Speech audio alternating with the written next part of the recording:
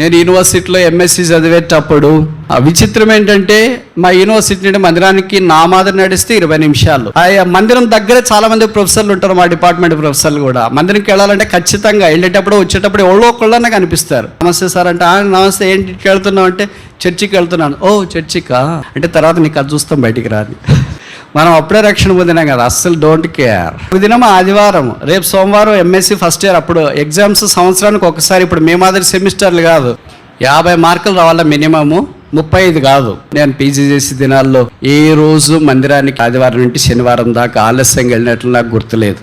Correct 9లోగా అక్కడ ఉండాలి. అలాగే ఉదయం 9కి పోతే రాత్రి ఎప్పుడో 9కి వచ్చేవాళ్ళం. ఒకరోజు ఆదివారం మీటింగ్ అయిపోయిన తర్వాత చేపలు చుట్టేది, కొంతమంది యూనివర్సిటీ వాళ్ళు ఉంటాం. చేపలు చుడతామంటే ఒక అంకుల్, ఆయన కూడా యూనివర్సిటీలో పనిచేస్తాడు, పేరు చెప్పను. రేపు పరీక్ష ఉంది కదా బ్రదర్ మీకు అన్నాడు. అవును అంకుల్ ఉంది అని చెప్పి. అంటే ఏమని, పరీక్ష ఉంది కదా చదువుకోవచ్చు కదా, ఉదయం వచ్చినావు కదా, మళ్ళీ సాయంకాలం మీటింగ్కి ఎందుకు వచ్చినావు అని. నేను అప్పుడు చాలా పవర్ఫుల్గా ఉన్నా. ఎప్పుడైతే సరేలేండి అంకుల్ అని ఇంటా ఉంది అంకుల్ అని అంటే ఏదో చదివాను అంకుల్ రేపు రాస్తాము అని అన్నా. విచిత్రం ఏంటంటే సోమవారం అప్పుడు గాస్పల్ ఉండేది, ముగ్గురమే వెళ్ళేవాళ్ళము. ఆ వీధుల్లో ఎలాగ తిరిగాము ఇప్పుడు భయం వేస్తుంది అసలు తలస్తే. కోర్ స్ట్రీట్స్లో తిరిగినాము. ఒకళ్ళు సైకిల్ పట్టుకుంటారు, ఒకళ్ళు మైక్ పట్టుకుంటారు, ఒకళ్ళు సువార్త పట్టుకుంటారు. ఇక్కడ తిరిగామా అనిపిస్తుంది, ఇక్కడ సిలువ పరిమళం వ్యాపింపజేసినామా అనిపిస్తుంది ఆ దినాల. అలాగ వెళితే ఆ రోజు ఆయన కూడా వచ్చినాడు. వచ్చి మళ్ళా ఇదే బ్రదర్ మీకు రేపు ఎగ్జామ్ ఉందంటే ఉంది అంకుల్. ఆయనకి ఏం చెప్పాలో తెలియట్లేదు. ఉంది అని అంటే పరీక్షలకు చదువుకో అని.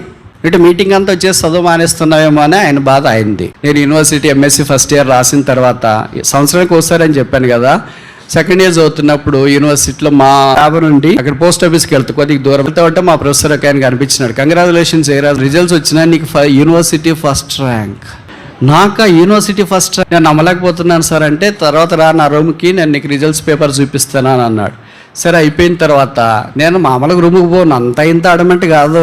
అదే రోజే మందిరంలో మీటింగ్ ఉంది, అంకుల్ కూడా వస్తాడు కదా, ఆయన కూడా అడిగాడు బ్రదర్ రిజల్ట్స్ వచ్చినాయి కదా అని. వచ్చినాయి అంకుల్. ఏమి రిజల్ట్స్ అవుట్కమ్ ఏంటని ఆయన అడగాలనుకుంటున్నాడు, నేను చెప్పకూడదు అనుకుంటున్నా. ఎవరి ద్వారా తెలుసుకున్నాడు.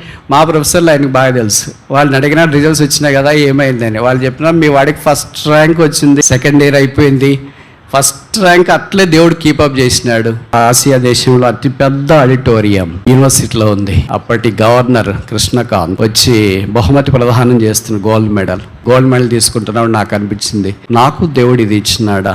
ఫస్ట్ ర్యాంక్ కి సెకండ్ ర్యాంక్ కి 7% తేడా. ఒక క్రైస్తవుని దేవుడు అంత గణపరచడం అనేది, అందులో ఆ యూనివర్సిటీలో రావడం అనేది చాలా కష్టం. ఇవన్నీ నేను ఎందుకు చెప్తున్నానంటే నన్ను గణపరచువారు నేను గణపరుస్తాను.